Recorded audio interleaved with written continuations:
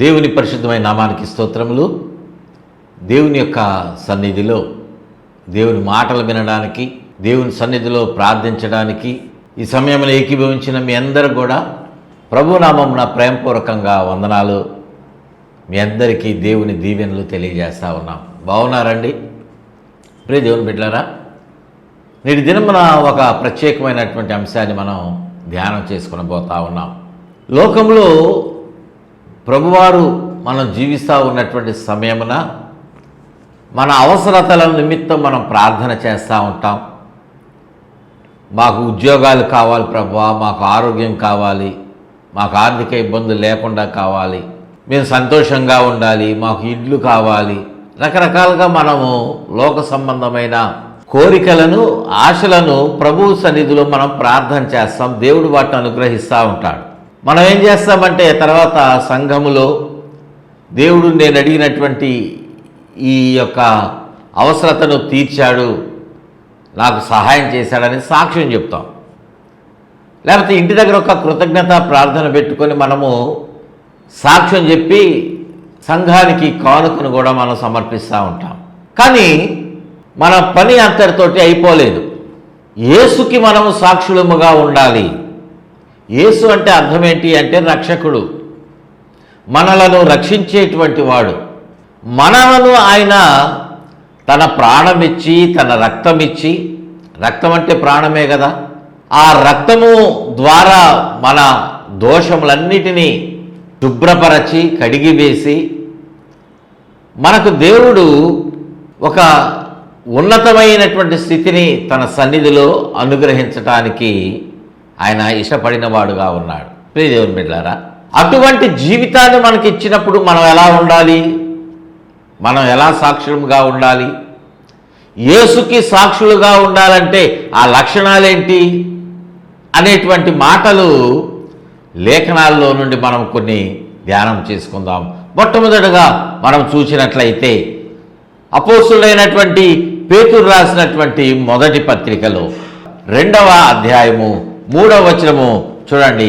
క్రొత్తగా జన్మించిన శిశువులను పోలిన వారై నిర్మలమైన వాక్యమును పాల వలన రక్షణ విషయములో ఎదుగు నిమిత్తము ఆ పాలను అపేక్షించుడి. ప్రియ దేవుని బిడ్డలారా, ఈ మాట ఎవరికి తెలియజేస్తా ఉన్నాడంటే సంఘానికి తెలియజేస్తా ఉన్నాడు. సంఘములో ఉన్నటువంటి వాళ్ళు ఎవరంటే రక్షించబడిన వారు. ఒక మందిరము, ఒక సంఘము కొన్ని వేల మంది ఉంటా ఉండొచ్చు. కొన్నిట్లో 10 మంది, 20 మంది, 50 మంది, ఒక 100 మందే ఉండొచ్చు. కానీ వారందరూ మందిరానికి ఆదివారం పూట జరుగుతున్నటువంటి ప్రత్యేకమైనటువంటి ఆరాధనలకి అటెండ్ అయ్యేటువంటి వాళ్ళు ఉండొచ్చు. కానీ సంఘములో వాళ్ళందరూ చేర్చబడలేదు. ఈ మాట మనం గుర్తుపెట్టుకోవాలి. సంఘములో చేర్చబడినటువంటి వాళ్ళు అంటే అర్థం ఏంటంటే, సంఘములో సభ్యులంటే అర్థం ఏంటంటే వచ్చినటువంటి వాళ్ళందరూ కాదు. ఎవరైతే వారి పాపాలను ఒప్పుకొని విడిచిపెట్టి కన్నీరు కార్చి ప్రభు పాదాలు పట్టుకుంటారో, ప్రభువా నేను పాపినయ్యా, నన్ను క్షమించు, నీవు చిందించినటువంటి శిలువ రక్తం ద్వారా నా దోషాలన్నింటినీ కడిగివేయినాయనని ఆయన దగ్గర పశ్చాత్తాపడి కన్నీరు కార్చి ప్రార్థన చేసి తమ దోషాలను ప్రభుకి అప్పగించుకొని ఎవరైతే యేసయ్య రక్తంలో కడగబడతారో, నమ్మి దేవుని యొక్క మాట ప్రకారంగా బాప్తిజం పొందుతారో, లేఖనానుసారంగా నీటిలో ముంచబడి లేపబడినటువంటి బాప్తిజం పొందుతారో, వారు మాత్రమే సంఘములో వాస్తవమైనటువంటి సభ్యులు. దేవునికి మహిమ కలుగును గాక. హల్లెలూయా. వీళ్ళందరిని గురించి ఇక్కడ ఈ లేఖనము తెలియజేస్తూ ఉంది. ఏం చేయాలి వాళ్ళు అంటే, క్రొత్తగా జన్మించినటువంటి శిశువులులాగా వాళ్ళందరూ కూడా, ఒకవేళ మీరు బాప్తిజం పొందినటువంటి వారుగా ఉంటే మీరు ఎలా ఉండాలంటే నిర్మలమైన వాక్యం అనేటువంటి ఆ పాల వలన. వాక్యం ఇక్కడ ఎలా పోల్చబడిందంటే పాలతోటి పోల్చబడింది. పేతురు భక్తుడు పాలతోటి పోలుస్తూ ఉన్నాడు. చిన్న బిడ్డలు జీవించడానికి వారు పాలు త్రాగి ఎలా బ్రతుకుతారో మనము కూడా సంఘంలో చేర్చబడినటువంటి మీదట ప్రతి ఒక్కరు కూడా వారు వాక్యం అనేటువంటి పాలను అపేక్షించాలి. రక్షణ విషయంలో ఎదగాలి అంటే దేవుని యొక్క వాక్యమును, ఆ పాలను వారు నిత్యము అనుదినము కోరుకోవాలి, తీసుకుంటూ ఉండాలి. అప్పుడే వాళ్ళు ఆరోగ్యంగా ఉంటారు, అప్పుడే వాళ్ళు ఆశీర్వాదకరంగా ఉంటారు, వాళ్ళు ఎదిగేటువంటి వాళ్ళుగా ఉంటారు. మన బిడ్డలు ఎదగాలని మనం కోరుకుంటాం. 20 సంవత్సరాలు వచ్చినా వాడు ఇంకా పసిపిల్లలాగానే ఉండాలి, లేవకూడదు, నడవకూడదని ఎవరు కోరుకోరు కదా. ఇంత వయసు వచ్చినా వాళ్ళు ఇంకా వాడికి మాటలు రావట్లేదు ఏంటండి? వాడి మైండ్ మెచ్యూర్ అవ్వలేదేంటి? ఇంకా చిన్నపిల్లల్లాగా చేస్తారేంటి అని తల్లిదండ్రులు బాధపడతారు కదా. అలా కాదు, మన శరీర రీతిగానే కాదు కానీ ఆత్మీయ జీవితంలో కూడా మనము ఎదిగేటువంటి అనుభవంలో ఉండాలి. బాప్తిజం పొందినటువంటి మొదటి దినాలలో ప్రార్థన చేయటం రాదు, నెమ్మదిగా ప్రార్థన చేయటం నేర్చుకోవాలి. వాక్యమును మనం చదువుతూ ఉంటే వాక్యము లోపలకు మనం వెళ్తూ ఉంటాం, వాక్యము లోతుల్లోనికి వెళ్తాం. పరిశుద్ధాత్మ దేవుడు మనలను తన వాక్కు ద్వారా బలపరుస్తూ ఉంటాడు, ప్రత్యక్షతను అనుగ్రహిస్తూ ఉంటాడు. లేఖనాలలో మనము లోతుగా వెళ్ళేటువంటి అనుభవం. రక్షణలో మనము ఎదగటము దేని వలన అంటే శారీరకంగా పాలు వలన, ఆత్మీయ జీవితంలో వాక్యం అనేటువంటి ఆ పాల వలన రక్షణ విషయంలో మనము ఎదిగటము మనకు జరగాలి. దేవునికి మహిమ కలుగునుగాక. హల్లెలూయా. యేసు సాక్షులుగా ఉండేటువంటి వాళ్ళు మొట్టమొదటగా వాళ్ళు వాక్యములు ఎదిగేటువంటి ఒక నూతనమైనటువంటి అనుభవంలో వాళ్ళు నిలిచి ఉండాలి. దేవునికి మహిమ కలుగునుగాక. హల్లెలూయా, హల్లెలూయా. రెండవదిగా మనము కలిగి ఉండవలసినటువంటి లక్షణము ఏమిటంటే ప్రార్థనా జీవితాన్ని మనము కలిగి ఉండాలి. మొదటి లక్షణము, యేసుకి సాక్షిగా నువ్వు ఉంటున్నావు అంటే నువ్వు వాక్యములో ఎదగాలి. రెండవది ప్రార్థనా జీవితంలో ఎదగాలి. పౌలు భక్తుడు ఈ మాట మనకు తెస్సలోనిక సంఘానికి వ్రాసినటువంటి ఆ పత్రికలో తెలియజేశాడు. తర్వాత తిమోతికి వ్రాసినటువంటి పత్రికలో కూడా చెప్తా ఉన్నాడు. చూడండి, తిమోతికి వ్రాసినటువంటి మొదటి పత్రిక 2వ అధ్యాయం మొదటి వచనం అక్కడ చూసినట్లయితే మనము సంపూర్ణ భక్తియు మాన్యతయు కలిగి నెమ్మదిగాను సుఖముగాను బ్రతుకు నిమిత్తము అన్నిటికంటే ముఖ్యముగా మనుషులందరి కొరకును, రాజుల కొరకును, అధికారులందరి కొరకును విజ్ఞాపనలను, ప్రార్థనలను, సూచనలను, కృతజ్ఞతాస్తుతులను చేయవలనని హెచ్చరించుచున్నాను. ఎవరైతే సంఘంలో చేర్చబడతారో నాటి దినము నుండి వాళ్ళు ప్రభువుకి సాక్షులుగా ఉండేటువంటి జీవితాన్ని ప్రారంభిస్తున్నారని మనం గుర్తుపెట్టుకోవాలి. అటువంటి వాళ్ళందరికీ పౌలు నాటి దినాన తిమోతికి ఈ మాటలు తెలియజేశాడు. నేటి దినాన మనందరికీ కూడా చెప్తా ఉన్నాడు. మనము ఎలా ఉండాలి? సంపూర్ణమైనటువంటి భక్తిని కలిగి ఉండి మనం ఎలా జీవించాలని కోరుకుంటాం?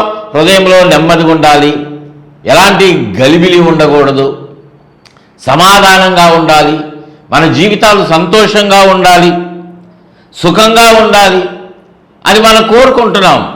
వాటి కొరకు మనం ప్రార్థన చేస్తున్నాము.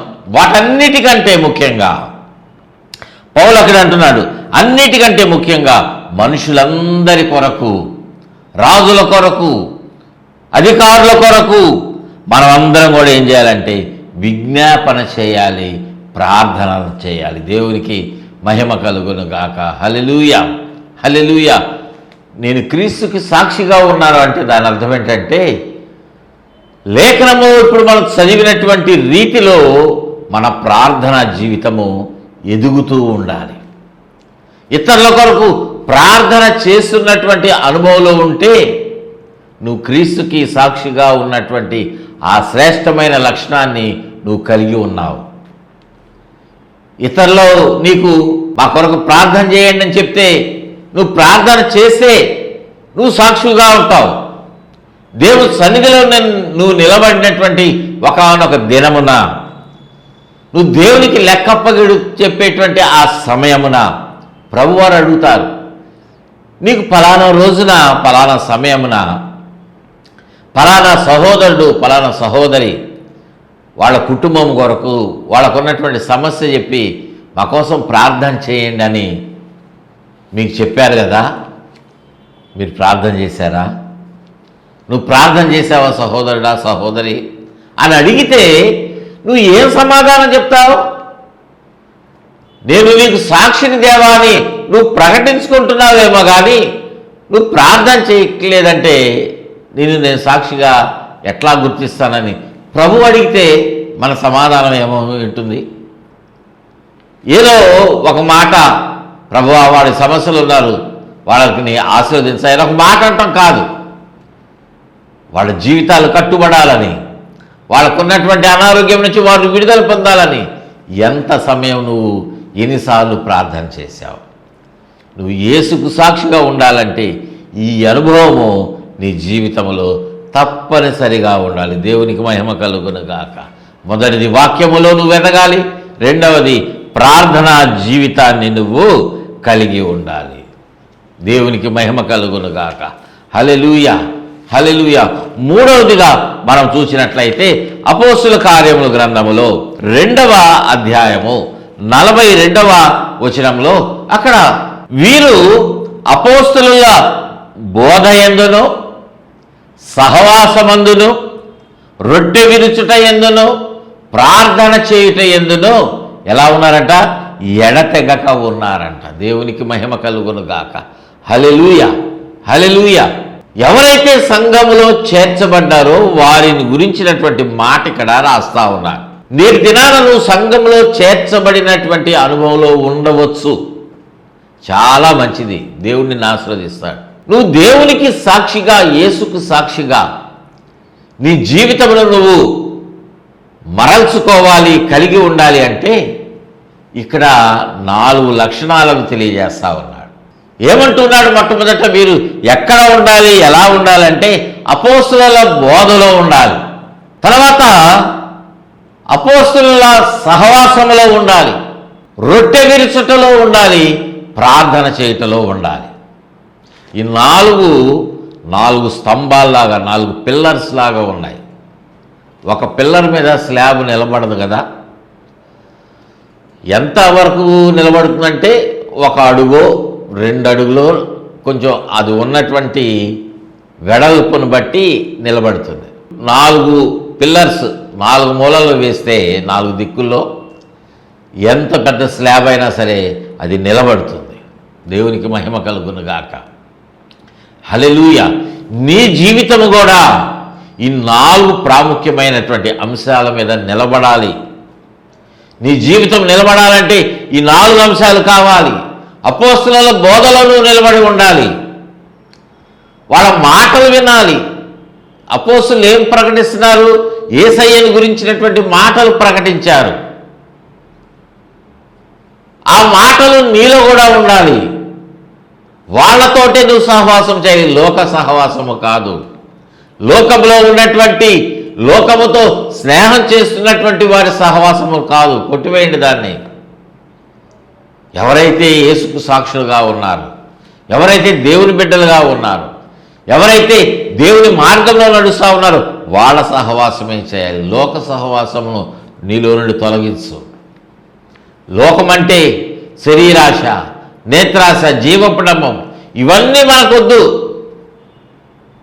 వాటిలో తండ్రి ప్రేమ ఉండదు, యేసయ్య వాటిలో ఉండడు. లోక సహవాసం కాదు. రొట్టె విరుచుటలో, ప్రభు యొక్క శరీర విషయంలో నువ్వు పాలుపంపులు పొందాలి, యోగ్యునిగా పాలుపంపులు పొందాలి. క్రమంగా మీ మందిరంలో వారానికి ఒకసారి ఇస్తే పాలుపంపులు పొందండి. నెలకి 4 వారాలు అయితే 4 సార్లు ఇస్తే 4 సార్లు పాలుపంపులు పొందండి. ఎంత ఎక్కువగా నువ్వు పాలుపంపులు పొందినా, యోగ్యముగా నువ్వు పాలుపంపులు పొందితే అది నీకెంతో ఆశీర్వాదం, నీకెంతో మేలు. ఇది యేసుకి నువ్వు సాక్షిగా ఉంటే దాని యొక్క లక్షణం. దేవునికి మహిమ కలుగునుగాక. యోగ్యులుగా, పరిశుద్ధులుగా ప్రభు యొక్క శరీర రక్తములో పాలు పంపులు పొందాలి, రొట్టె విరుచుటలో పాలు పంపులు పొందాలి. తర్వాతది 4వది ప్రార్థన చేయటంలో. ఇందాక మనం నేర్చుకున్నటువంటి 2వ అంశంలో అది ఉన్నది కదా. మనము అటువంటి రీతిగా మనము పాలు పంపులు పొందాలి. దేవునికి మహిమ కలుగునుగాక. ఈ 4 విషయంలో ఎలా ఉండాలంటే ఎడతెగక ఉండండి. ఎడతెగక అంటే పరిశుద్ధుల సహవాసము అనేటువంటిది మనకు అవసరము. నీ సహవాసమును బట్టి, నీ స్నేహితులను బట్టి నువ్వు యేసుకు సాక్షిగా ఉంటున్నావో లేదో లోకము నిర్ణయిస్తుంది. నువ్వు చెప్పుకోవటం కాదు, నేను ప్రభువుకి సాక్షిలే, యేసుకు సాక్ష్యంగా ఉన్నానులే అనుకోవటం కాదు. నీ సాక్ష్యం చెల్లుతుందా లేదా? ప్రియదేవుని బిడ్డలారా, పరిశుద్ధాత్మ దేవుడు దానిని నిర్ణయించేవాడుగా ఉన్నాడు. దేవునికి మహిమ కలుగునుగాక. హల్లెలూయా, హల్లెలూయా. మనం 4వదిగా మనం చూసినట్లయితే అపోస్తులైనటువంటి పేతురు రాసినటువంటి మొదటి పత్రిక 2వ అధ్యాయము 21వ వచనంలో, క్రీస్తు కూడా మీ కొరకు బాధపడి మీరు తన అడుగు జాడల యందు నడుచుకొనున్నట్లు మీకు మాదిరి ఉంచిపోయాను. దేవునికి మహిమ కలుగునుగాక. హల్లెలూయా. 4వ లక్షణము, ప్రభువుకి మనం సాక్షులుగా ఉండేటువంటి విషయంలో 4వ లక్షణం ఏంటంటే యేసు యొక్క అడుగులలో మనము నడవాలి. దేవునికి మహిమ కలుగునుగాక. నీ మార్గంలో నువ్వు నడవటం కాదు, నీ అడుగుజాడలలో నువ్వు అడుగు వేసి నడవటము కాదు. యేసు ఏ అడుగులైతే వేశారో, ఏ మార్గములో ప్రభువారు నడిచారో ఆ అడుగులలోనే నువ్వు నడవాలి. ఆ లక్షణాలను నువ్వు కలిగి ఉండాలి. దేవునికి మహిమ కలుగునుగాక. హల్లెలూయా, హల్లెలూయా. నువ్వు ఎలా నడుస్తున్నావు? నీకున్నటువంటి తెలివిని బట్టి, నీకున్నటువంటి ఆలోచనను బట్టి, నీకున్నటువంటి జ్ఞానమును బట్టి నువ్వు నడుస్తూ ఉన్నావేమో కదా ఈ లోకంలో. ఈ లోకంలో నువ్వు నీకిష్టమైనటువంటి రీతిగా నడిస్తే అపవాది నిన్ను వాడి మార్గంలో నడిపిస్తాడు. బైబిల్ చెప్పేదేంటి? నువ్వు చదువుకున్నావు కదా, నువ్వు స్కాలర్వి కదా, నువ్వు ఎన్నో నేర్చుకున్నావు కదా, ఫస్ట్ ర్యాంక్ కదా, నీకు 98% వచ్చింది కదా. ఎన్నెన్నో మోసపూరితమైనటువంటి మాటలు నీకు చెప్తాడు. నువ్వు పిహెచ్డి చేసావు, డాక్టరేట్ చేసావు, రీసెర్చ్ చేసావు, నువ్వు స్కాలర్వి కదా అని చెప్పొచ్చేమో. కానీ ప్రియ దేవుని బిడ్డలారా, మనం ఎలా ఉండాలి, మనం ఎలాగ నడవాలి, మన జీవితాలు ప్రభు యొక్క అడుగుల్లో ఉంటేనే, ప్రభు యొక్క మార్గంలో నిలిచి ఉంటేనే మన జీవితంలో ప్రభువుకి సాక్షులుగా మనం ఉండగలుగుతాం. ఇక్కడ రాస్తున్నటువంటి మాట, క్రీస్తు కూడా మీ కొరకు బాధపడి, ఆయన బాధపడ్డారండి మీ కొరకు. ఆయన ఈ లోకములో సంతోషముగా బ్రతకలా, తన జీవితాన్ని సంతోషంగా ముగించలా. అంటే శ్రమలు అనుభవించారు, నిందలు పడ్డారు, అవమానించబడ్డారు, శరీరమంతా దున్నబడింది కదా, కొరడా దెబ్బలు. మీరు ఎప్పుడైనా ఇతరుల కొరకు ఒక దెబ్బ తిన్నారా? ఇతరులను రక్షించడానికి మీ పరిచర్యలో భాగంగా ఎవరితోనైనా నిందలు అనుభవించారా? ఎవరైనా సరే మిమ్మల్ని హింసించారా? ఒక దెబ్బ కొట్టాలంటే భయపడ్డారేమో కదా మిమ్మల్ని. ఎవరైనా ఒక దెబ్బ మిమ్మల్ని కొడితే మీరు ఊరుకుంటారా? ఊరుకోరు. ఒక మాట అంటేనే నేను పడినండి అంటారు.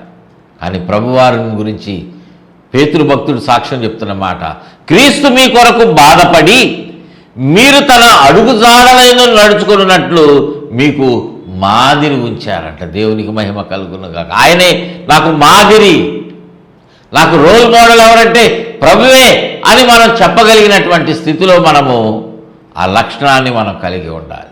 ఆ లక్షణాలను కలిగినటువంటి జీవితాన్ని ప్రభువు మన కొరకు జీవించారు, మన కొరకు జీవించారు, నీ కొరకు జీవించారు. నువ్వు ఎలా నడుస్తున్నావు? ప్రియదేవుని బిడ్డలారా, ప్రభువుకి సాక్షులముగా మనం ఉండాలంటే యేసు యొక్క అడుగులో మనము నడవాలి. దేవునికి మహిమ కలుగును గాక. హల్లెలూయా, హల్లెలూయా. ఐదవదిగా మనం చూసినట్లయితే మత్తయి సువార్తలో 5వ అధ్యాయం 11వ వచనం, నా నిమిత్తము జనులు మిమ్మును హింసించి మీ మీద అబద్ధముగా చెడ్డ మాటలెల్లా పలుకున్నప్పుడు మీరు ధన్యులు. ఎవరెవరు ధన్యులుగా ఉంటారు అనేటువంటి ఈ ధన్యతలను గురించినటువంటి ఒక ప్రసంగము 5వ అధ్యాయములో కొండ మీద ప్రభువారు చేశారు. అందులో భాగంగా ఒక మాట ఇక్కడ 11వ వచనం మనం చదువుకున్నాం. ఏమంటున్నాడు?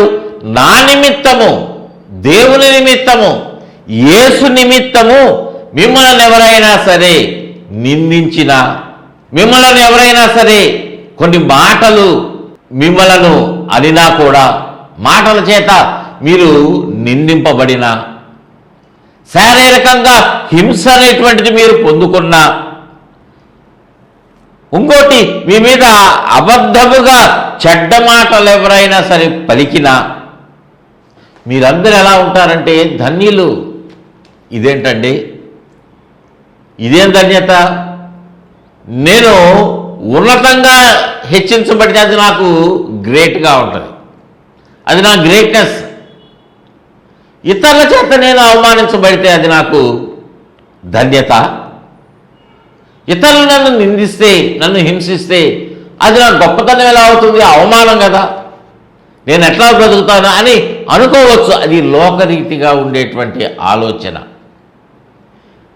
ప్రియదేవుని బిడ్డలారా, కానీ మనము లోకములో మనలను బట్టి కాదు, యేసును బట్టి. ఈ మాట గుర్తుపెట్టుకోండి. అక్కడ వ్రాయబడినటువంటి మాట ప్రభు అంటున్నారు, నా నిమిత్తము జనులు మిమ్ములను నిందించిన, హింసించిన, అవమానించబడిన అని అంటున్నారు. యేసయ్య కొరకు ఏదైనా నిందబడితే నీకు పరలోకంలో బడా నమ్మకమైన దాసుడా, బడా నమ్మకమైన నా కుమారుడా, నా కుమార్తె అని ఆయన మనలను హత్తుకునేటువంటి వాడుగా ఉంటే ఎంత ఆశీర్వాదం, ఎంత ఆశీర్వాదం. నా నిమిత్తం నువ్వు దెబ్బలు తిన్నావు కదా,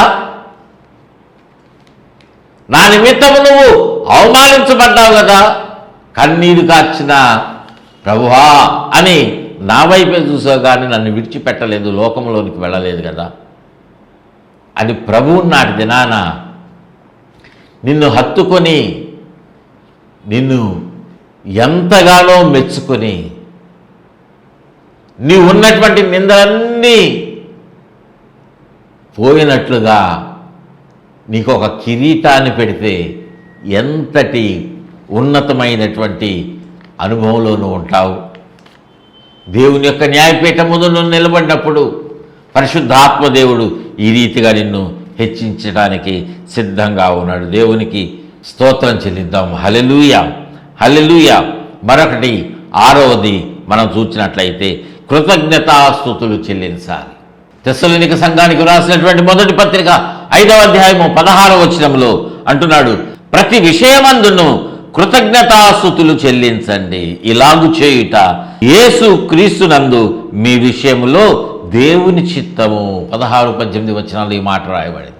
ప్రతి విషయంలో దేవునికి కృతజ్ఞతాస్తుతులు చెల్లించాలి. మీరు నిందించబడినా, దీవించబడినా, మీరు హెచ్చించబడినా, తగ్గించబడినా, ప్రభువా నీకు వందనాలు నాయనా అని యోబులాగా నువ్వు నీ జీవితాన్ని కలిగి ఉంటే నువ్వు యేసుకు నిజమైన సాక్షి. చివరిగా మనం చూసినట్లయితే తెస్సలోనిక సంఘానికి వ్రాసినటువంటి మొదటి పత్రికలోని మొదటి అధ్యాయము 10వ వచనంలో అక్కడ అంటున్నటువంటి మాట 9-10 వచనాల్లో చదువుతున్నాను.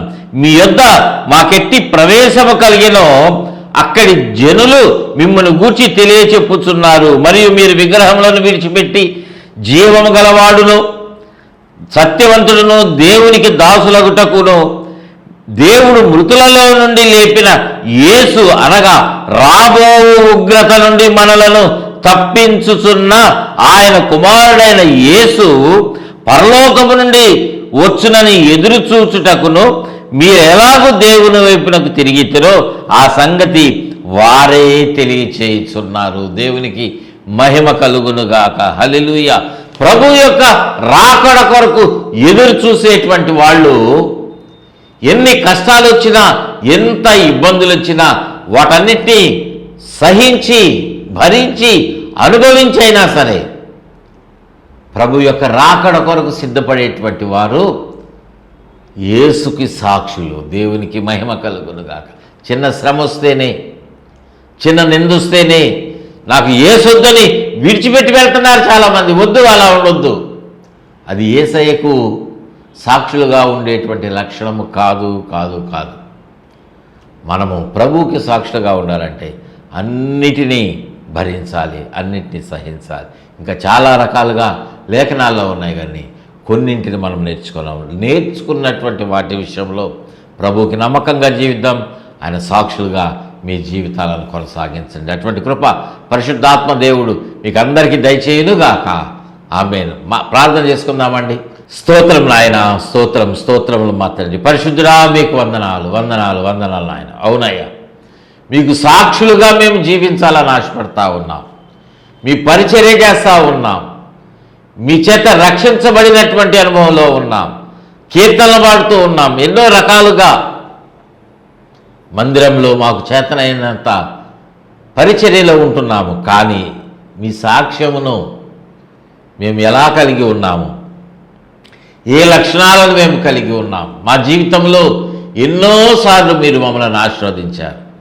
దానికి మేము ఒక మాట సాక్ష్యము, యేసు చేశాడు ఈ పని, మాకు ఇది అనుగ్రహించాడని ఆ మాట చెప్పి విడిచిపెడుతున్నామేమో. అది కాదు నాయన. మేము సాక్ష్యంగా ఎలా ఉండాలో మాకు నేర్పించారు మా తండ్రి. ప్రభువా, మేము వాక్యములో ఎదగాలి, ప్రార్థనా జీవితాన్ని కలిగి ఉండాలి, పరిశుద్ధతను మేము కాపాడుకుంటూ జీవించాలి. ప్రభువా నాయన, మీ అడుగుజాడల్లో మేము నడవాలయ్యా.